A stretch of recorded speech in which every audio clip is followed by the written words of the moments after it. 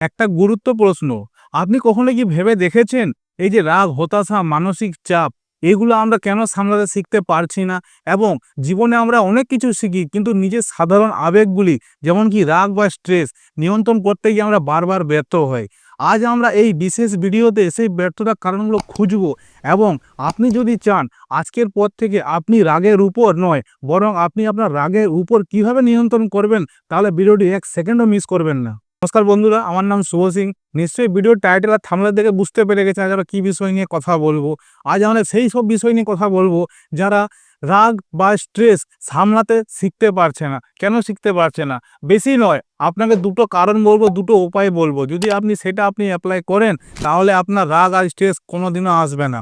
ভিডিওটি শুরু করেন ছোট্ট রিকোয়েস্ট, ভিডিওতে নতুন এসে থাকলে চ্যানেলটি সাবস্ক্রাইব করবে, সঙ্গে থাকবে, একটা লাইক করে ভালো কমেন্ট করে দেবে। চলুন শুরু করি। রাগ বা স্ট্রেস যেটা আমরা সামলাতে শিখতে পারি না তার প্রথম কারণ হচ্ছে আবেগকে অস্বীকার করা বা সীমিত না করা।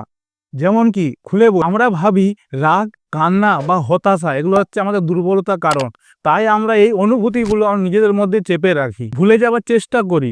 আমরা এগুলো চেপে রাখি কিন্তু এই আবেগগুলোই একটা প্রেসার কুকারের মতো যে কোনো সময় বিস্ফোরিত হয়। যেমন কি ছোটবেলায় কি আমাদের কেউ বলে দিয়েছিল যে ছেলে হয়ে কাঁদতে নেই, মেয়েদেরকে বেশি রাগ দেখাতে নেই?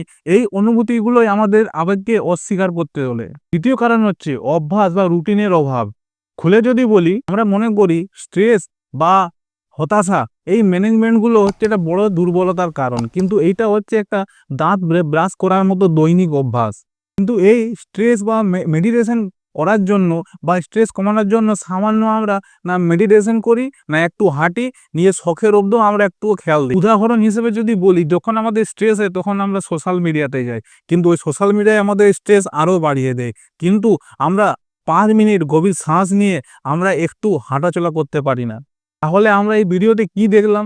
রাগ, হতাশা এবং স্ট্রেস এগুলো সামলাতে না পারার কারণ হচ্ছে আমাদের নিজের অনুভূতিগুলো সঠিক কৌশল না ব্যবহার করার, এগুলো হচ্ছে কারণ। এই মুহূর্তে আপনি একটা কাজ করতে পারেন, গভীর শ্বাস নিয়ে 10 পর্যন্ত গুনুন, দেখবেন খুব সুন্দর লাগবে। কিন্তু এই ছোট ছোট বিষয়গুলো আমরা ছেড়ে চলে যাই আর শুধু মানসিক স্ট্রেস, রাগ, হতাশা, মানসিক চাপ নিয়ে থাকি।